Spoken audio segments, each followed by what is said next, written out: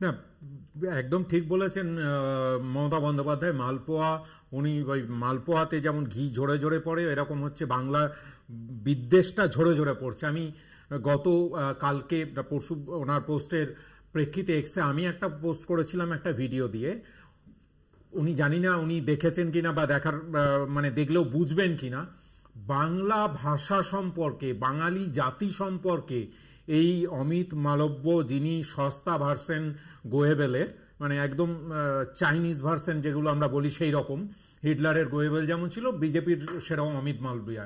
তো তিনি বাংলা জানেন না, বাঙালি জাতি সম্পর্কে জানেন না, বাংলা ভাষা নেই বলে দিচ্ছেন। অষ্টম থেকে দশম শতকে দাঁড়িয়ে বাংলা ভাষার যে আধুনিক বাংলা ভাষা, তখন থেকে অন্তত বোঝা যায় চর্যাপদের সময় থেকে যে বাংলা ভাষা আছে।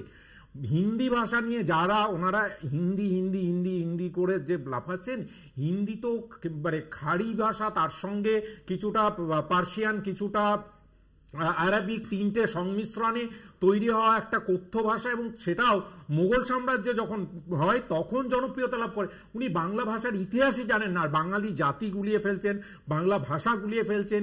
তিনি আবার পশ্চিমবাংলার কেন্দ্রের পক্ষ থেকে দায়িত্বে। এতেই বোঝা যাচ্ছে যে বিজেপি আমি জাস্ট এক লাইনে এর থেকেই বোঝা যাচ্ছে বিজেপি আগামী নির্বাচনে, অভিষেক বন্দ্যোপাধ্যায় বলেছিলেন তো 50, এখন আমি বলছি 2026-এ 26টাও যে পেরোবে না সেটা নিশ্চিত হয়ে গেছে। এরকম অমিত মালবিয়ার মতো বাঙালি বিদ্বেষী আরো 2-4 জন যদি আমাদের রাজ্যে পাঠানো হয় দায়িত্বে, তাহলে আমরা রাজনৈতিকভাবে এদেরকে শূন্য করবো, এই ব্যাপারটা আমরা নিশ্চিত হতে